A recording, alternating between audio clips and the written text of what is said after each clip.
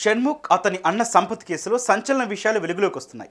షణ్ముఖ్ గంజాయితో పట్టుబడ్డాడనే విషయంపై పోలీసులు అతన్ని అదుపులోకి తీసుకున్నారు. అలానే సంపత్ అమ్మాయిని 10 ఏళ్లుగా ప్రేమిస్తున్నానని చెప్పి వేరే అమ్మాయిని పెళ్లి చేసుకోవడంతో అతనిపై బాధితురాలు ఫిర్యాదు చేయగా సంపత్ను కూడా అదుపులోకి తీసుకున్నారు. అయితే ఈ కేసులో బాధితురాలు సంచలన విషయాలు పోలీసులకు తెలిపింది. ఏ పనినైనా ప్రొఫెషనల్ గా పనిచేసే వాళ్ళు కావాలా? మీకు దగ్గరలో ఉన్న ఎక్స్పర్ట్స్ తో వెంటనే కనెక్ట్ అవ్వండి. ఇప్పుడే టాస్క్ యాప్ ని డౌన్లోడ్ చేసుకోండి. వాస్తవానికి షణ్ముఖ్ కు ఈ యువతి సోషల్ మీడియా ద్వారా పరిచయమైంది. అలా సంపత్కు కూడా పరిచయమైంది. ఇరువురు ప్రేమించుకున్నారు. ఈ క్రమంలో తనను పెళ్లి చేసుకుంటానని నమ్మించి తనపై లైంగిక దాడికి పాల్పడ్డాడని ఆరోపిస్తోంది బాధితురాలు. రిసార్ట్ ట్రిప్స్ కు తీసుకుని వెళ్లి అక్కడ కూడా తనపై పలుమారు లైంగిక దాడికి పాల్పడ్డాడని, ఒప్పుకోకపోతే ఓసారి మెట్ల మీద నుంచి తోసేస్తే చెయ్యి ఫ్రాక్చర్ కూడా అయ్యిందని తెలిపింది.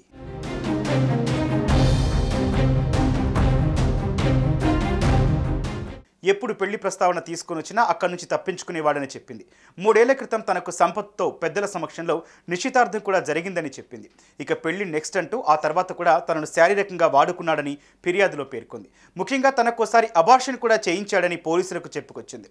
ఈ విషయాలన్నింటిపై ఇప్పుడు పోలీసులు విచారణ జరుపుతున్నారు.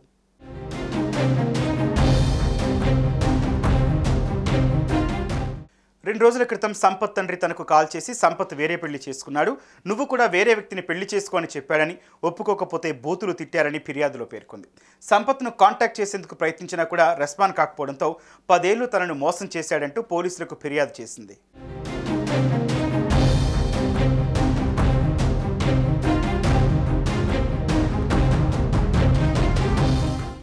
ఇక ఈ విషయంలో కానిస్టేబుల్ జావేద్ కాంప్రమైజ్ అయిపోవాలని ఒత్తిడి చేశాడని తెలిపింది.